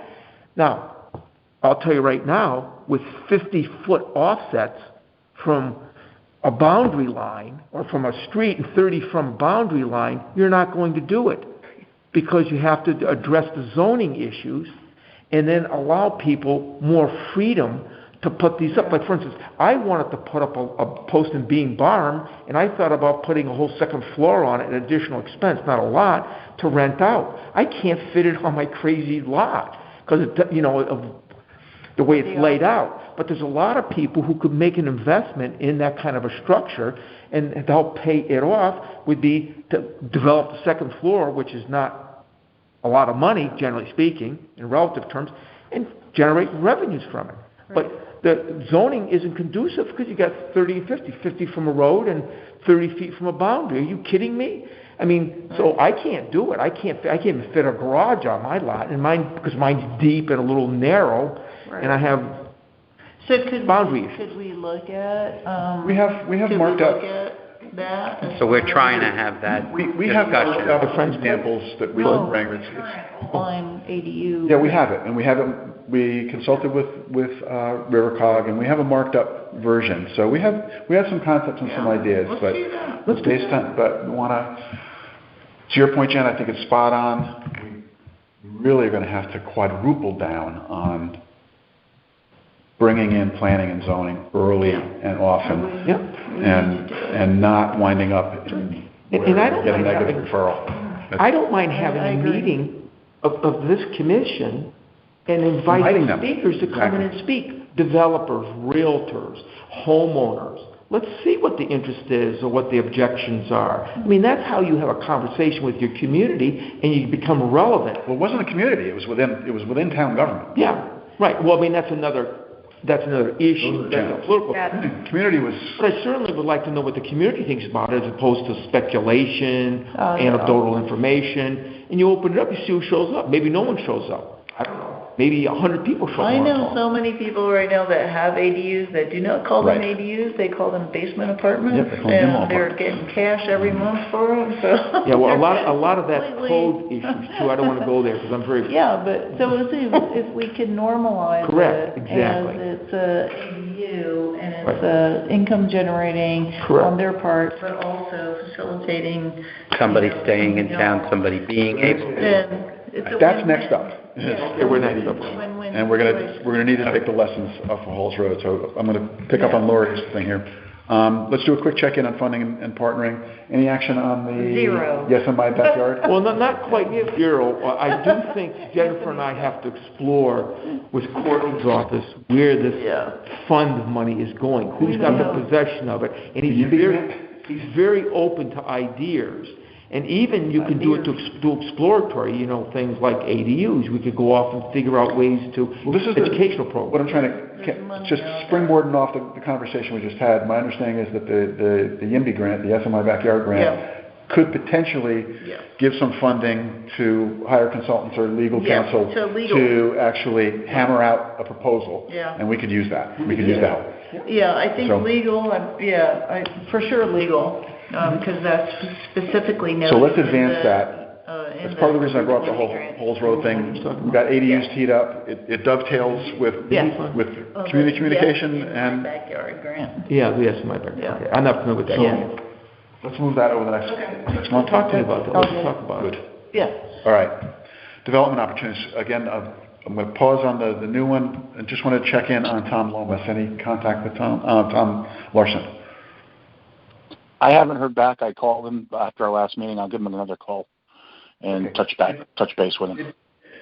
He did show up at the last Shoreline Gateway Committee meeting I was at, but left before I had a chance to talk to him. If he's there, the next one's tomorrow night. If I see him, I'll make a point to get a hold of him this week. Good. Do we still need an alternate for the board? Take that up. Development opportunities. I sent you a map. So backstory on this. Vivian Sempt reached out to me, just cold call, and said that they're listing 2 properties out on the end of 4 Mile River Road, and you have the GIS maps of those. They are 40 and 42 acres, so it's a total of 82 acres on those 2 parcels. They're a little unfriendly in terms of the terrain, Access, long driveways, right? Yeah, from the side, and the frontage on 4 Mile when you drive down the Post Road, and as you're coming up to the 4 Mile River intersection, you see the frontage it has there is very steep. There's some wetlands on it, but you can see that from that. This is a really early conversation, and it was just a question: could affordable housing play into a plan for this, and if so, how? Is it on the I-95 Macknick Road or the 156 Shore Road? Neither. Neither. It's at the Post Road and 4 Mile River. 4 Mile River. Post Road and 4 So Mile. north end of the very north end of 4 Mile River. Yeah, go way past Yeah, Lafayette. I live on Somerset, so like we're This so. is what's I guess the closest milestone Very gentle, could would you, be that's 4 Mile the River, Rustic Cafe. It's Oh, okay. corner of Boston Post Road and. Oh, up there. That, I thought that was It's- East Line. it's 3/4 of a mile west of the Rustic. That's what poop. I thought that was East Line. Where we were- Is that the development they tried to sell for years and they never could? I don't think so. I don't think so. No, this is new to me. new. It Okay, does. this is new. It is abutting the Kuss property. Oh, Okay. Dump ground? So part of this a Coos property? No. 4 Mile River Farm. Because that would be problematic. Right. Do you know the owner's name? It's knowable. I don't have it on Okay. the top of my head. There's listings out there. And the owners called you, The listing agent. the listing agent, to see if there might be any connection possible. Just in a Just a- cold Well, exploratory. she called me and I referred her to you, yes. Good. And if you have any, Yeah, anytime. I took it as just an exploratory call.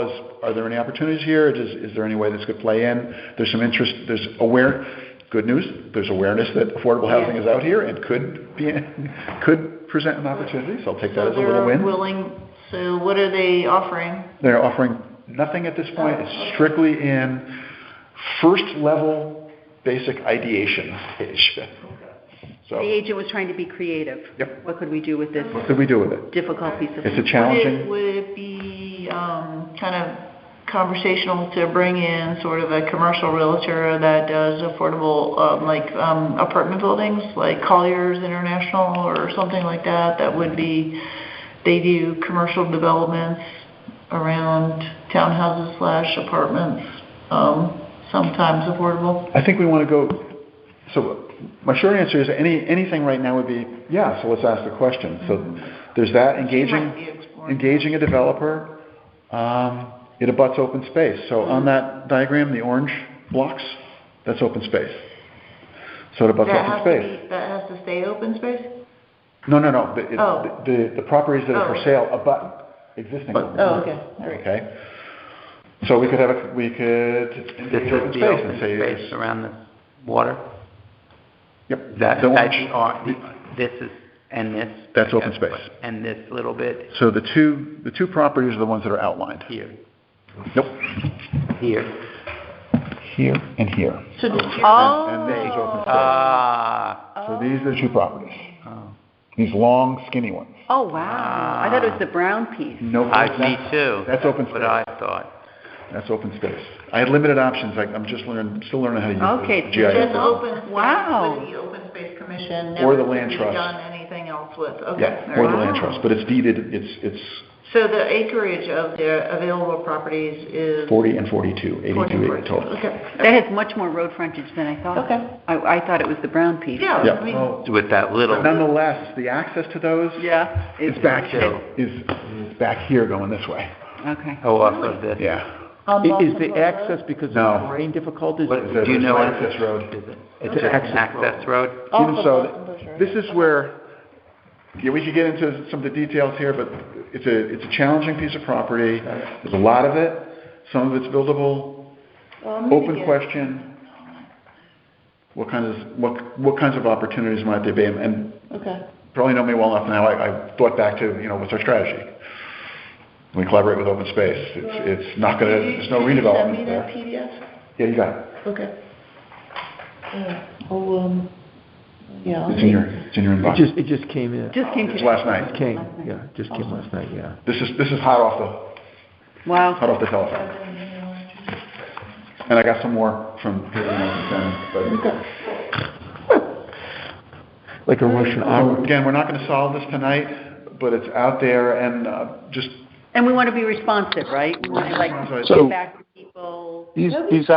These properties are in a trust, the Thomas Woodhead Trust. You want to know who the owner was? The owner of the property is Thomas Woodhead. It's the Thomas Woodhead Trust who owns the land. Somebody had asked. one of them. Yep. Thomas Woodhead. The other one is owned by someone else. So there's two trusts out there? I don't know if it's two trusts. Oh, they're they're two owners. two separate owners. They're two separate parcels there. One is 42, one is 48. And they're but. And they butt. Is it walkable? Or is it all? No, I don't know. You don't know. Some of it, I just looked at the topo map. Some of it's pretty steep, some of it's wet, and A lot of wetness, some of it's, which would kind of play for us, because you may need 830G to get it done. And Homes? Can you do a small subdivision in there? actually, they are both in trust. I think at this point, that's exactly, we want to get a list of questions, maybes. There's nothing concrete here. All we have, it's literally a blank slate. Okay. Well, they're actually owned by different people, because the other is owned by David and Mary Eklund. Eklund, yeah. Just came back to me. Yep. They just sold a lot of property on Sandpiper Point Road, the Eklunds. Okay. And I did, by the way, specifically ask Vivian if it was okay to talk about this in a public meeting, and it is. These are listed. There's nothing So confidential. they're actually MSL. These are Why the listed. world loves engineers. Yep. Engineers are awesome. I just fell in the wetlands. So I wanted to raise it at least. I'm wondering if we just want to now that it's been described to you, if you want to go off and think about this a little bit, and then we can hold a special meeting just on this to brainstorm it. I mean, it's Well, so. it's a brainer. What but would be the options though, Mike? So there'd be, would Old Line buy the property? Well, And then- so what you're doing right now is, I think, exactly, we want to think about this a little bit, come and just get up to the whiteboard and How's it zoned 80. now? Okay. What's the zone of it? are you 80? 80? 80. Ooh, Why do you say ooh? 2 acre zone? Acre zone? So each lot I has thought to it'd be be 2 one. acre min? Yes. No, it's RU 80. It's 82 acres. Lori, where I live was RU 80, and they cluster zoned it Oh. Oh, there you go. because we have all that wet. Think cluster, So, there's yeah. You look at what happened in Guilford, where there was a partnership between affordable housing and open space, and they kind of created a little ecologically friendly community where there was a small cluster and a lot of open space and wetlands protected. So, so there's no fixed ideas, but again, my objective for tonight was to just expose you all to what the canvas is, and then go off and think about it. And I wonder We're not gonna have the if time tonight to- Button Ball and 156, those acres there that they're selling. I just. we'll go into more of a brainstorming session based on what we know, and then I'll get back to Vivian if you all are up for that. I think we could come back here. Just as one agenda item, that's all. So we didn't have any timelines to hit or votes to take. We can just brainstorm on this. Alright. And I think they're listed for $420,000 each. Right. So it's 10,000 acres now. Yeah. But are you guys up for a special meeting I'll send you some more material on this and just a brainstorming meeting? Would that be? That'd be great. Do you want to invite anyone in, like the listing agent or something else about it, or? Could do that? Yeah, that might be helpful. Because there's, They usually got, they came up with a price of $400,000. I'd like to know where they got that from. You know, some man behind there. not a lot. Vivian actually talked about that. Probably per. Not a lot. Not a lot of comparable sales to go. Yeah, I know. It was Made up number. rough comps, my understanding. But yeah, to your point, having Vivian come in and at least That's okay. They used to have talk a little bit about Buttonball 156 property, that was going for a pretty penny. But if we want to go off, are you okay with doing that? Just coming together Yeah, for, we can What find time? the, Like on a Yeah, that'd be fine. weeknight, yeah, weeknight, 5 o'clock, or like later? what we do here, yeah. Be a couple hours probably by the time we got it done.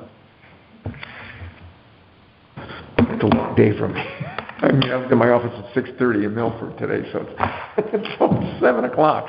You should be retired by now. Well, I'm not. I could go out and have a drink. It might make me tired if I. So let me do this. I'll just propose some times. Okay. I'll send you some more material. Yep. I love the idea of inviting Vivian, at least to kick off the meeting I think, and yeah, that would talk be to great us. to invite the realtor. And then wrap our heads around it. Yeah. Yeah. We should do that. That's what we're here That's for. where we're here. I mean, I love doing this instead of doing state mandated planning. I mean, that's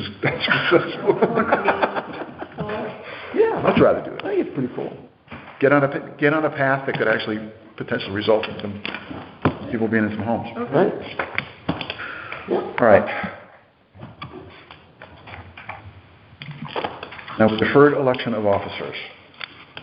Actually, before we're going to put that last. Pending you, to the end of this meeting. You got moved off. To the end of this meeting, only because I They knew you could were be here, coming. Jen. Any new business to bring up? Okay. But I do think that we should kind of get together informally-ish with the planning and zoning. Like, I don't know, how do we make that happen, that we connect with them? Yeah, we've already done that twice, but we haven't done it since Eric came on board. Right. So I think we have another opportunity to do that. And actually, Amy and I have I think been around working on ADUs, that. we should specifically kind of dedicate. We have that, and we have materials for it. Okay.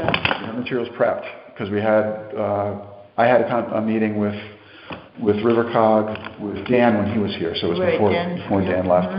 Mhm. In my mind, ADUs have been going around forever and ever. I know, we need to. I mean, as a kid, I remember people always renting a room Get out to to the take care of the bottom kids of it. at the art association, and that Yeah. old line never Yeah. had any. Yeah. But we can't, Mine does, but old line. Yeah, they do. There's a lot of them underground, I think, which is Underground. why. Right, Yeah, they're underground. underground. They got to get them up. you remember Harold brought, this is one of the first things Harold Oh, brought yeah, on. no. I, like I told you, I have friends that are making $1 gazillion a year renting out their basement. Correct. But I have to tell you, I'll be very honest with you, after seeing, I didn't see all of it, I only saw some of what the HRIC went through and the time and energy that Edie put into it, and to come to that outcome, it really gave me pause, and we need to do something that gets us to a different outcome than that. Yeah. I like that. I think it's a great idea. I think we should push for ADUs. it I think so. and make it our first thing. It is, By the end our of the first thing, summer, we get this but done. not to get into theoretical stuff here, but I think if we push it too hard, you get pushed back. I think we need to I would welcome their pushback, We need because I to- don't know what their pushback is. we need Their to pushback is stupid. bring them along. So, Right. yeah. You'd be surprised. I've been in ADU conversations years ago at Middletown. I remember I was Sure. in planning and zoning for 10 years, and I can tell you exactly the arguments I that think went they're on. thinking, they're It ain't gonna same thing. change.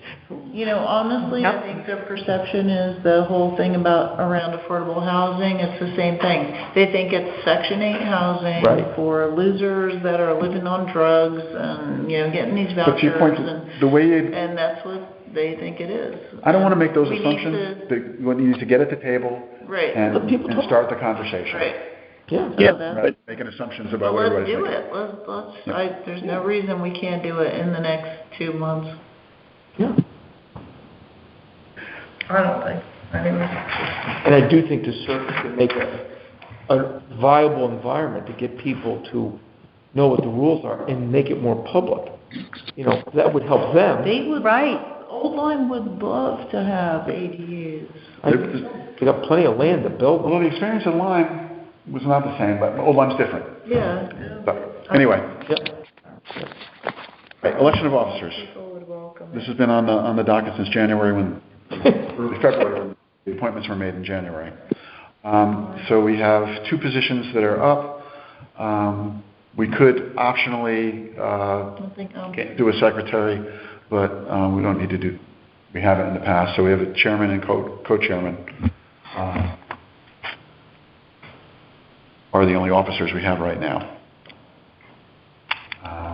So we can just go through. Can we do this in one motion? Yeah, if you want to advance, if someone wants to nominate a slate, we can do it. We can do it slate. I would like to make a motion that we can... It's a nomination, actually. Nomination. Make a motion to nominate? No, just a nomination.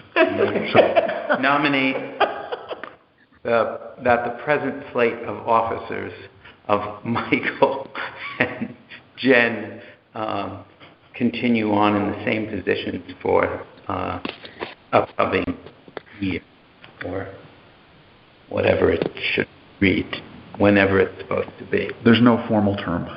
Okay, should continue on. It is convention to continue on. It is convention. Ad nauseum. Perpetuity, there you go. Yes, perpetuity. I would prefer ad nauseum. No, because they have to... Years after the last era of King Charles III. Anyway, that's the end of my... That's a nomination. It does not require a second. Thanks, John. So, are there any other nominations for either slate or individuals? I'm good with that. Does anyone wish to be considered for nomination? That you can self-nominate, by the way. Yeah, I have no hard feelings whatsoever. Anybody can do anything. Absolutely. Quick, hearing none. Motion to close nominations. Hearing none. I'm making a motion to close nominations. That's what you should do, open and close. Okay. Second. Discussion? Second. That's right. Would someone like to make a motion to close nominations? Yeah. Dan, close nominations. John? Thank you, John John. did, second. John. Yeah, John. John, second for that. Second. Bill. Discussion? Favor of closing nominations? Signify by saying aye. Aye. Unanimous? Any opposed? Abstention? Okay.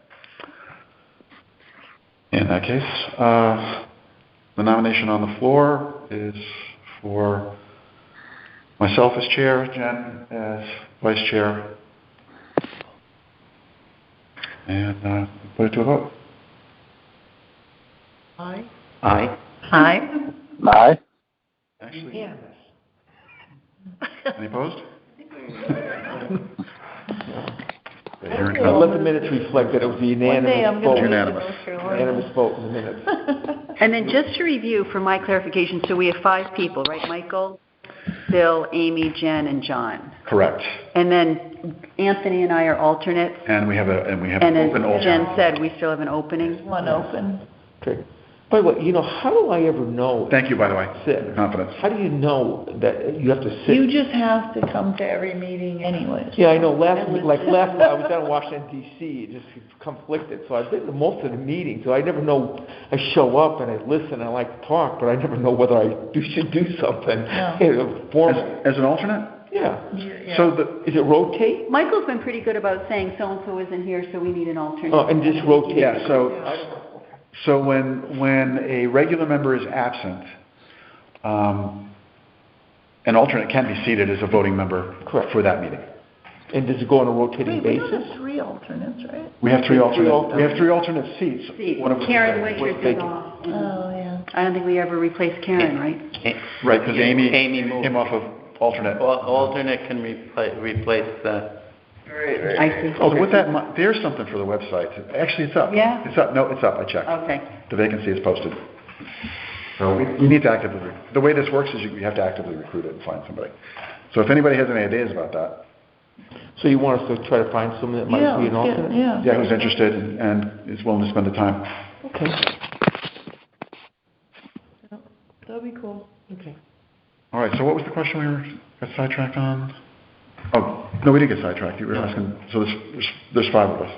And to your question, Anthony, so my understanding is that alternates are standing by to go into a voting role in the absence of a regular member.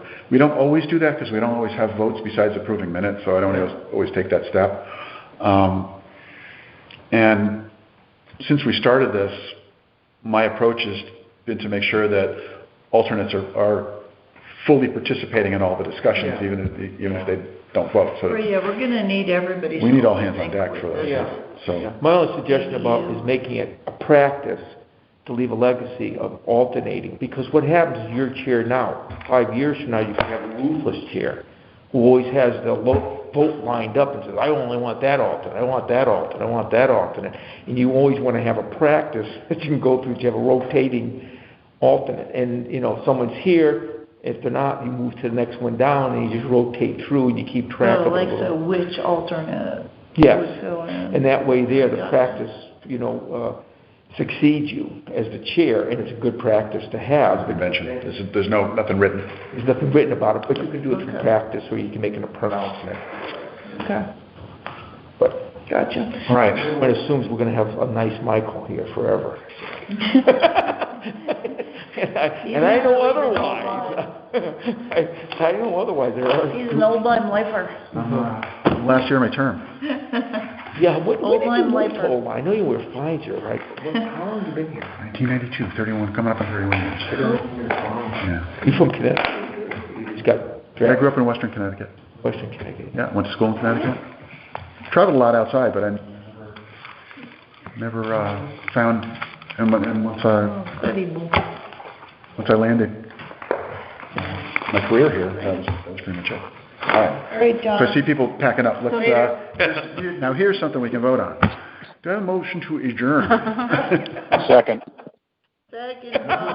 Anita. John beat me to it.